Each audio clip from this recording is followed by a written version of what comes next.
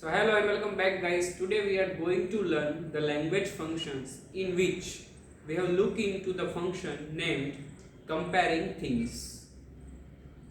Comparing things એટલે શું? તો કે comparing things એટલે સરખામણી કરવી. બરાબર? તો આજના ફંક્શન નું જે આપણું નામ છે એ શું છે? લેંગ્વેજ ફંક્શન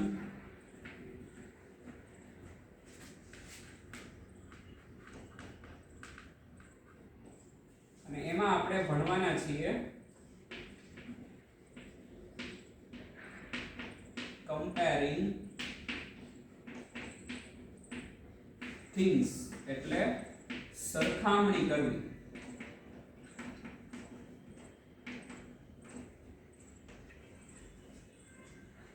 comparing things એટલે શું? compare એટલે સરખાવવું અને things એટલે અમુક વસ્તુ કે અમુક વસ્તુની સરખામણી કરવા માટે આપણે જેનો ઉપયોગ કરીએ છીએ એ ઇમોશન્સનું એટલે એ ફંક્શનનું નામ છે એ શું છે? તો કે comparing things એટલે સરખામણી કરવી.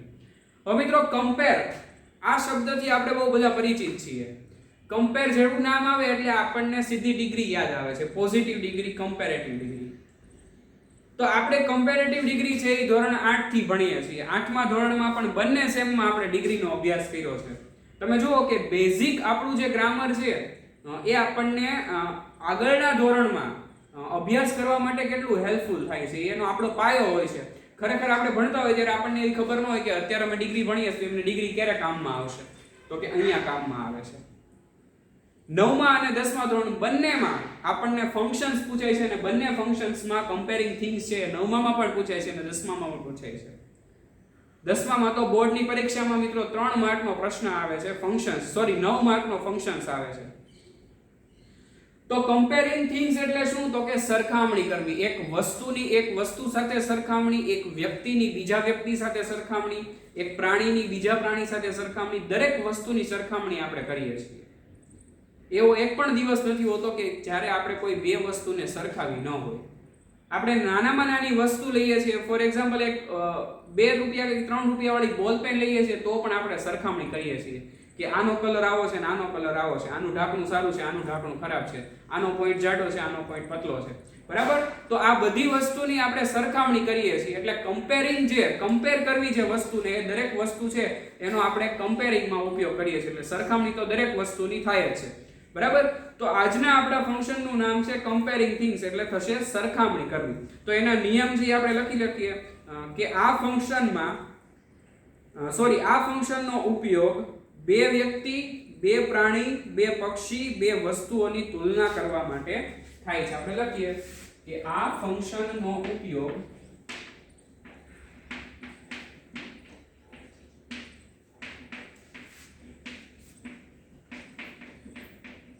બે વ્યક્તિ, બે વસ્તુ, બે પ્રાણી કે બે પક્ષી ની સરખામણી કરવા માટે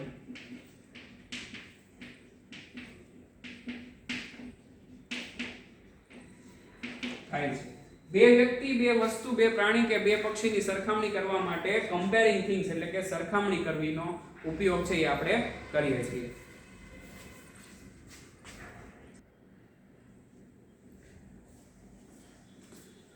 તો મિત્રો તુલના કરવાની વાત એટલે કે સરખામણી કરવાની વાત આવે ત્યારે આપણે ડિગ્રી છે એને યાદ કરવી પડે. બરાબર? તો આપણે 2 ડિગ્રી છે એનું શોર્ટમાં રિવિઝન કરી લઈએ. આપણે 2 ડિગ્રીનો અભ્યાસ કરી ચૂક્યા છીએ 8મા ધોરણમાં. એ કઈ છે? તો કે પોઝિટિવ ડિગ્રી અને બીજી કઈ હતી? તો કે કમ્પેરેટિવ ડિગ્રી.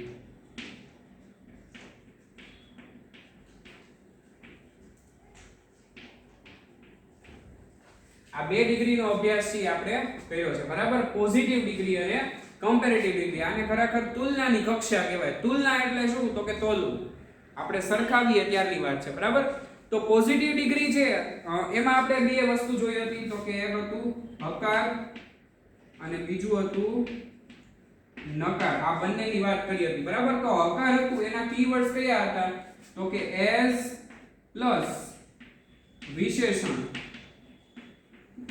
બરાબર, અથવા તો તમે એને એડજેક્ટિવ પણ કહી શકો.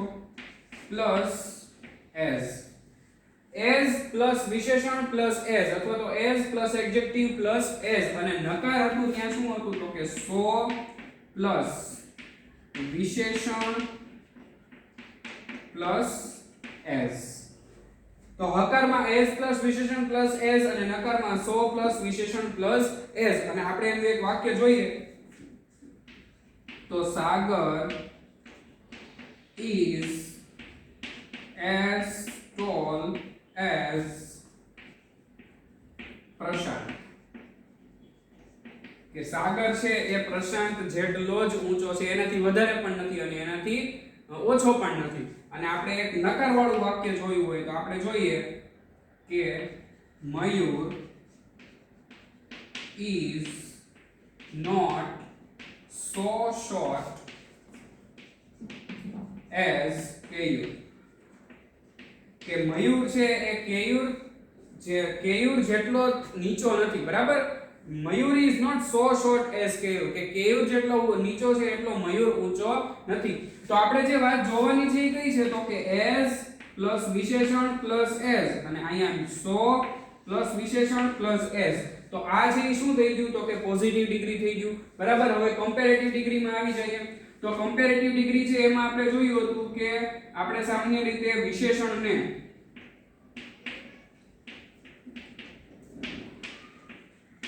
er પ્રત્યય લગાડીએ છીએ.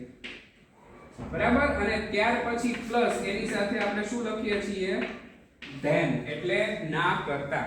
તો કે વિશેષણને er પ્રત્યય લાગે છે અને વિશેષણની તરત જ પછી આપણે ધેન નો ઉપયોગ કરીએ છીએ. બરાબર, તો વાક્ય એવું બને છે કે મનીષ is taller than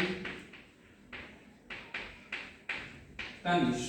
કે મનીષ is taller than તનિષ એટલે મનીષ છે તનિષ કરતા ઊંચો છે, ના કરતા વધારે.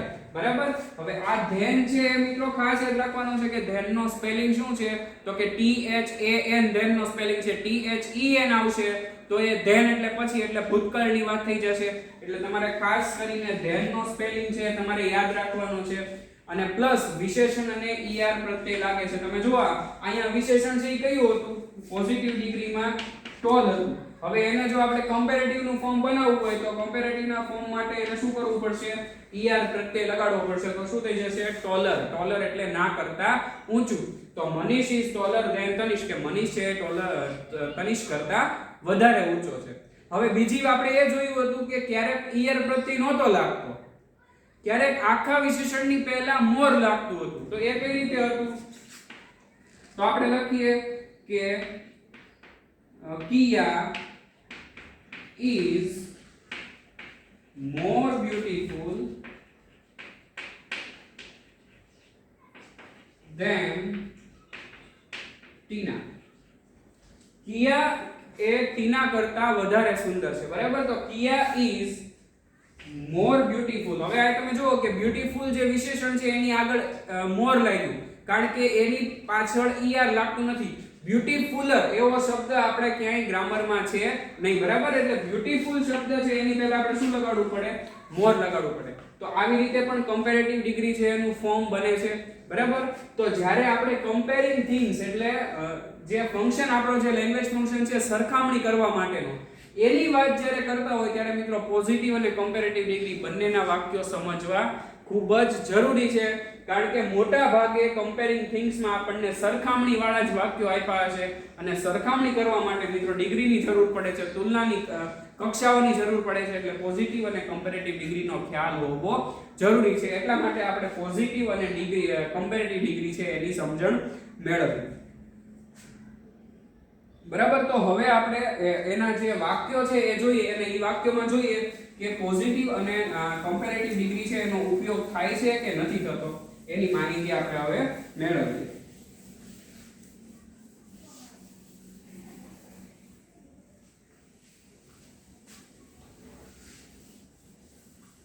બરાબર, તો પહેલું વાક્ય આપણે લખીએ Reshma is as happy as Sharmila in our group. આપણે લખીએ કે રેશમા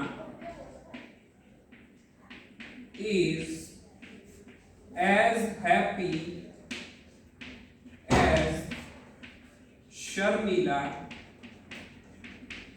in our group. બરાબર, તો પહેલું વાક્ય લખ્યું. જો હવે સરખામણી છે એ કોની કોની વચ્ચે છે? બે વ્યક્તિ વચ્ચે છે. તો એ બે વ્યક્તિ કયા છે? એક તો છે રેશમા અને બીજી છે શર્મિલા. બરાબર, રેશમા અને શર્મિલા બે વ્યક્તિઓ વચ્ચેની સરખામણી છે. તો શું કીધું છે કે Reshma is as happy as Sharmila in our group, કે આપણા ગ્રુપમાં જેવી રીતે શર્મિલા છે એ ખુશ છે એવી જ રીતે રેશમા છે એ પણ ખુશ છે. બરાબર, તો તમે અહીંયા જુઓ કે કઈ ડિગ્રીના વિશેષણનો ઉપયોગ થયો છે? તો કે અહીંયા થયો છે as પ્લસ વિશેષણ પ્લસ as. બરાબર, એટલે આ કઈ ડિગ્રી થાય? પોઝિટિવ ડિગ્રીના વિશેષણનો અહીંયા ઉપયોગ થયો છે. બંને વચ્ચેની સરખામણી થઈ છે કે બંને છે એ સરખા ખુશ છે, કોઈ એકબીજાથી ઓછું નથી કે કોઈ એકબીજાથી વધારે નથી. ત્યાર પછી બીજું વાક્ય જોઈએ. Rahim is taller than Diksha now. આપણે જોઈએ Rahim is taller than Diksha now, કે રહીમ છે ઈ અત્યારે દીક્ષા કરતા વધારે ઊંચો છે. તો અહીં તમે જો કે વિશેષણ છે એને કયો પ્રત્યય લાગેલો છે? er પ્રત્યય લાગ્યો છે અને એની પાછળ શું આવેલું છે? ધેન આવેલું છે. બરાબર, એટલે ધેન નો મતલબ શું થશે? ના કરતા, કે રહીમ છે એ દીક્ષા કરતા અત્યારે વધારે ઊંચો છે. તો બંને વ્યક્તિ વચ્ચે સરખામણી છે. બંને વ્યક્તિ કયા છે? તો કે રહીમ અને દીક્ષા, આ બે બંને વ્યક્તિ વચ્ચેની સરખામણી છે. અને બે વ્યક્તિમાં એક છે એ બીજાથી વધારે ઊંચું છે અને એક છે એ બીજાથી ઓછો નીચું છે. બરાબર, તો Rahim is taller than Diksha now, તો વિશેષણને er પ્રત્યય લાગ્યો અને એની પાછળ ધેન નો ઉપયોગ થયેલો છે. એટલે આ વાક્ય છે એ કમ્પેરેટિવ ડિગ્રીનું છે. તો મિત્રો તમારે એક વાત તો સમજી લેવાની છે કે તમને સરખામણીમાં જ્યારે વાક્ય આપ્યું હશે ત્યારે તમારે એ વાક્ય છે એ ખાલી ઓળખવાનું છે કે આ વાક્ય પોઝિટિવ ડિગ્રીનું છે કે કમ્પેરેટિવ ડિગ્રીનું છે. બેમાંથી એક ડિગ્રીનું વાક્ય છે એ આપણને આપેલું હશે. ત્યાર પછી ત્રીજું વાક્ય જોઈએ. Mister Sharma was more careful than Mister Patel. લખીએ મિસ્ટર શર્મા વોઝ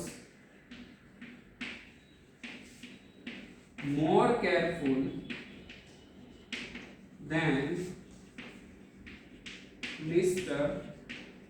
Patel, કે મિસ્ટર શર્મા છે એ મિસ્ટર પટેલ કરતા વધારે કાળજી રાખે છે, વધારે ધ્યાન રાખે છે. બરાબર, તો હવે જો સરખામણી કોની કોની છે? તો સરખામણી છે મિસ્ટર શર્માની અને મિસ્ટર પટેલની. આ બે વ્યક્તિ વચ્ચેની સરખામણી છે અહીંયા થયેલી આપણને જોવા મળે છે. બરાબર, અને જો વિશેષણ છે એમાં જો હવે વિશેષણમાં as plus adjective plus as નથી, so plus adjective plus as નથી, adjective plus er plus than નથી.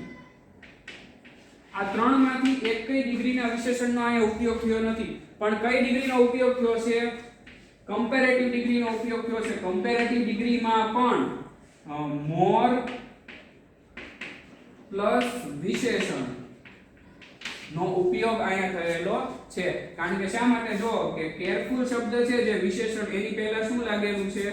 મોર લાગેલું છે અને એની પછી શું છે? ધેન લાગેલું છે. બરાબર, એટલે ના કરતા વધારે એવું થાય.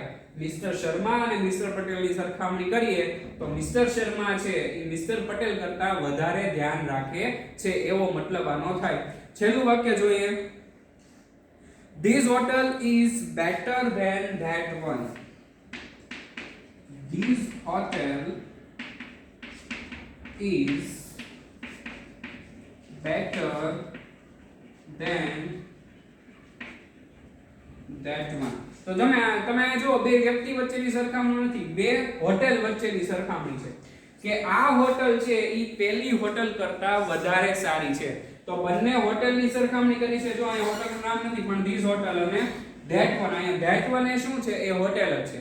તો બંને હોટેલની સરખામણી થઈ છે. એમાંથી પેલી હોટેલ કરતા આ હોટેલ છે કેવી છે? તો કે બેટર છે, વધારે સારી છે. તો તમે અહીંયા જો વિશેષણ છે એ નિયમિત વિશેષણનો ઉપયોગ નથી, અહીંયા અનિયમિત વિશેષણનો ઉપયોગ થયો છે. Good, better, best. આનું પોઝિટિવ ડિગ્રીનું એડજેક્ટિવ છે એ શું થશે? ગુડ થશે. હવે કમ્પેરેટિવ ડિગ્રીમાં શું થશે? બેટર થશે. અને લાસ્ટમાં બેસ્ટ થશે. બરાબર? તો ગુડ, બેટર, બેસ્ટ. શ્રેષ્ઠતા દર્શક તુલનાની કક્ષા છે એટલે કે સુપરલેટિવ ડિગ્રી છે, એમાં બેટર નું શું થઈ જશે? બેસ્ટ થઈ જશે. પણ અપાર્ટ ફ્રોમ ધેમ આપણે આ નથી સમજવાનું, આ માત્ર તમારી જાણકારી માટે છે. આપણે સમજવાનું છે શું? તો કે બેટર શબ્દ છે એ કમ્પેરેટિવ ડિગ્રીનો છે અને એની પાછળ ધ્યાન લાગેલું છે. એટલે આ બંને હોટલમાંથી આ હોટલ છે એ વધારે સારી છે એવી સરખામણી કરવા માટે અહીંયા આ વાક્યનો ઉપયોગ થયેલો છે. તો મિત્રો ખાસ તમારે યાદ રાખવાનું છે કે જ્યારે કમ્પેરિંગ થિંગ્સ, ખૂબ જ સહેલો ફંક્શન, આપણે જેટલા પણ ફંક્શન ભણીએ છીએ એમાંથી 3-4 ફંક્શન આવા ખૂબ જ સહેલા ફંક્શન છે જે આપણે અગાઉ પણ ગ્રામરમાં ભણી ચૂક્યા છે અને એની માત્ર એક પ્રેક્ટિસ રૂપે આપણને જો એ યાદ રહી ગયા હોય તો આપણને પરીક્ષામાં ખૂબ જ સહેલાઈથી એને લખી શકીએ છીએ, આપણને કોઈ પણ જાતનો વાંધો આવતો નથી. એમાંનો એક ફંક્શન છે કમ્પેરિંગ થિંગ્સ, એટલે કે સરખામણી કરવી. કમ્પેરિંગ થિંગ્સ આવે, તમે પાર્ટ બી એટલે કે કોલમ બી માં તમે કમ્પેરિંગ થિંગ્સ એવું જોવો એટલે તમારે તરત જ જે કોલમ નંબર એ છે એમાંથી તમારે 2 ડિગ્રીના વાક્યો ગોતવાના છે, અથવા તો પોઝિટિવ ડિગ્રી અથવા તો કમ્પેરેટિવ ડિગ્રી. પોઝિટિવ અથવા તો કમ્પેરેટિવ ડિગ્રીના વાક્ય મળી જાય એટલે મિત્રો તમારે સામેની સાઈડથી સીધું લખી જ નાખવાનું છે. જો ઓપ્શન આપેલો છે કમ્પેરિંગ થિંગ્સ, સરખામણી કરવા માટેનું લેંગ્વેજ ફંક્શન છે, એનો ઉપયોગ ત્યાં મિત્રો અવશ્યપણે થશે, એમાં કોઈ પણ જાતની બાંધછોડ થશે નહીં. કમ્પેરિંગ થિંગ્સ, પોઝિટિવ ડિગ્રી અને કમ્પેરેટિવ ડિગ્રી. અહીંયા સુપરલેટિવ ડિગ્રીની વાત નથી. શા માટે નથી? કારણ કે સુપરલેટિવ ડિગ્રી એટલે શું? તો એની શ્રેષ્ઠતાની તુલના છે, એની સાથે કમ્પેરિઝનમાં બીજું કોઈ છે જ નહીં. જેની સાથે સરખામણી થતી હોય ત્યાં ડિગ્રીનો ઉપયોગ થાય. હવે એ ડિગ્રી એવી છે કે એની શ્રેષ્ઠતા દર્શક તુલનાની કક્ષાએ છે, એની સાથે બીજા કોઈની તુલના થઈ શકે એમ જ નથી, કારણ કે પોતે શ્રેષ્ઠ છે. તો અહીંયા માત્ર પોઝિટિવ અને કમ્પેરેટિવ ડિગ્રીનો ઉપયોગ થશે. સુપરલેટિવ ડિગ્રીનો ઉપયોગ છે એ નહીવત થશે, સાવ નહીં થાય એવું નથી, ક્યારેક એનો પણ ઉપયોગ થશે પણ મોટા ભાગે એનો ઉપયોગ થતો નથી. તો કે કમ્પેરિંગ થિંગ્સ એટલે સરખામણી કરવા માટે આપણે પોઝિટિવ અને કમ્પેરેટિવ ડિગ્રી યાદ રાખીશું એટલે બસ છે એમાં આપણું આવી જશે.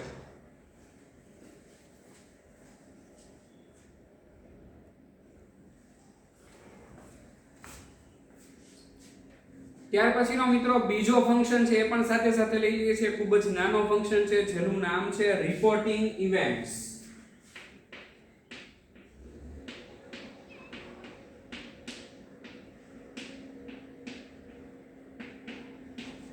જેનું નામ છે રિપોર્ટિંગ ઇવેન્ટ્સ અને એનું ગુજરાતી થશે બનાવો, ઘટનાઓ કે ક્રિયાઓ જણાવવા માટે. બનાવ, ઘટના કે ક્રિયાઓ જણાવવા માટે રિપોર્ટિંગ ઇવેન્ટ્સ નો ઉપયોગ થાય છે. રિપોર્ટિંગ શબ્દ છે એની ઉપરથી આપણે રિપોર્ટેડ સ્પીચ યાદ કરવાની છે. તો મિત્રો સાદી અને સરળ ભાષામાં કહું તો રિપોર્ટિંગ ઇવેન્ટ્સ એટલે બીજું કાંઈ નહીં, રિપોર્ટેડ સ્પીચના વાક્યો. તમને જ્યારે પણ કોલમ નંબર A માં રિપોર્ટિંગ સ્પીચ એટલે કે ડાયરેક્ટ ઇનડાયરેક્ટ સ્પીચના વાક્યો તમે જોવો છો ત્યારે તમારે મિત્રો સમજી જવાનું છે કે આનો જવાબ છે શું આવશે? Reporting events. બરાબર? પણ આપણે એના નિયમો જોઈએ તો આપણે લખીએ કે આ ફંક્શનમાં કોઈ વિધાન, પ્રશ્નાર્થ કે આજ્ઞાર્થ વાક્ય દ્વારા લખો. આ ફંક્શનમાં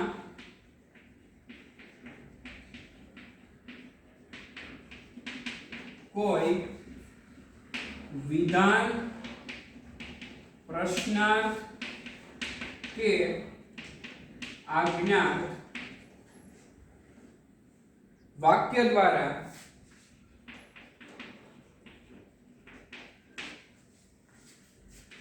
રિપોર્ટ એટલે કે જાણ કરવામાં આવે છે.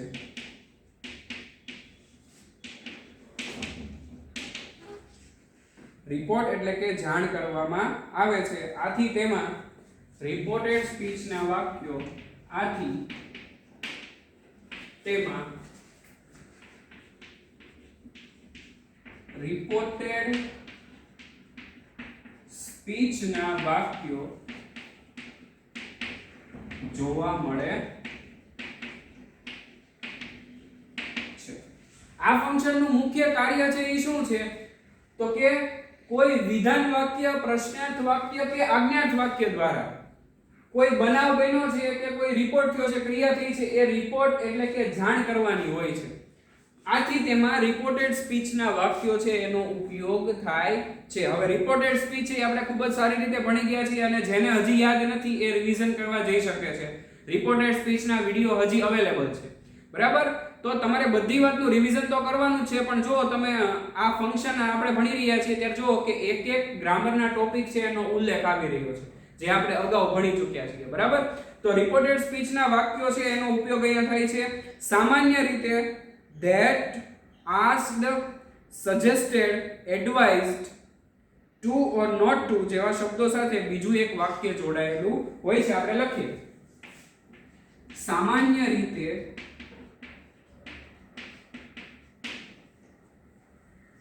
that,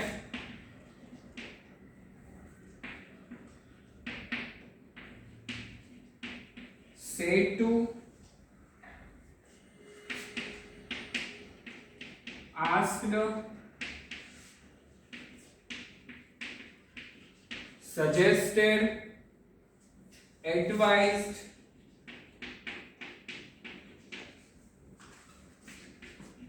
to કે not to વગેરે સાથે બીજું એક વાક્ય જોડાયેલું હોય છે. રિપોર્ટેડ સ્પીચનો અભ્યાસ આપણે કરી ચૂક્યા છીએ અને રિપોર્ટેડ સ્પીચના 5 પ્રકારના વાક્યો છે એ પણ આપણે જોયા છે. તો દરેક વાક્યમાં આપણે જોયું હતું કે that, said to, asked, suggested, advised, to or not to વગેરેનો ઉપયોગ થતો હતો. તો એ દરેક વાક્ય હતું એ શું હતું તો કે એક ફંક્શન હતું જેનું નામ છે રિપોર્ટિંગ ઇવેન્ટ્સ, બરાબર? તો વધારે માહિતી માટે આપણે રિપોર્ટેડ સ્પીચના 2-3 વાક્યો છે એ લખીએ એટલે તમને એની માહિતી છે એ મળી જશે. આપણે લખીએ the manager said that, the manager said that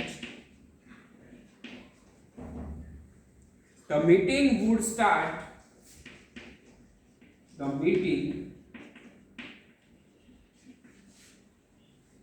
would start exact at 10 am.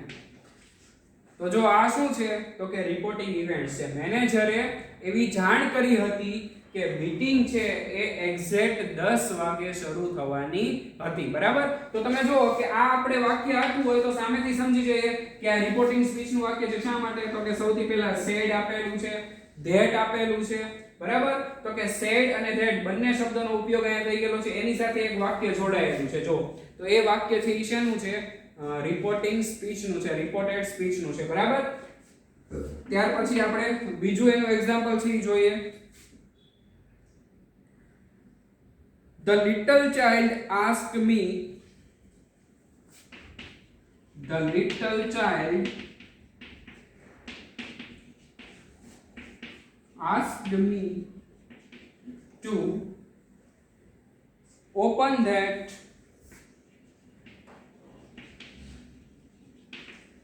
magic box. કે નાના બાળકે મને પેલું મેજિક બોક્સ એટલે કે જાદુઈ પિટારો છે જે એ ખોલવાનું કહ્યું, બરાબર? તો એ ખોલવાની જાણ મને કરી. તો અહીંયા પણ જુઓ કે asked શબ્દ આપેલો છે, બરાબર? એની સાથે to છે એ કન્જંક્શનમાં આપેલું છે, to open, અને અહીંયા તમે જુઓ that વડે એ જોડાયેલું છે, બરાબર? તો the little child asked me to open that magic box એ પણ રિપોર્ટેડ સ્પીચનું વાક્ય છે. મિત્રો આ ફંક્શન સાથે ભણાવવાનો આશય એ જ છે કે આમાં રિપોર્ટિંગ ઇવેન્ટ્સ એટલે શું તો કે ડાયરેક્ટ ઇનડાયરેક્ટ સ્પીચના વાક્યોનો ઉપયોગ થયો હોય એવા એમાં છે એમાં આપણે લેંગ્વેજ ફંક્શનનો એનો ઉપયોગ કરીએ છીએ કે ભાઈ ડાયરેક્ટ અને ઇનડાયરેક્ટ સ્પીચનું વાક્ય આપ્યું હોય તો એ આપણો લેંગ્વેજ ફંક્શન બને છે જેનું નામ છે રિપોર્ટિંગ ઇવેન્ટ્સ. આમાં બીજા કોઈ નિયમ કે બીજું કાંઈ આપણે યાદ રાખવાનું નથી, માત્ર એટલું યાદ રાખવાનું છે કે ડાયરેક્ટ ઇનડાયરેક્ટ સ્પીચ એટલે કે રિપોર્ટેડ સ્પીચનું વાક્ય હોય એના ફંક્શનનું નામ શું છે? Reporting events. આપણે છેલ્લું વાક્ય જોઈએ. Mummy advised us not to eat the chocolate at night. લખીએ Mummy advised us not to eat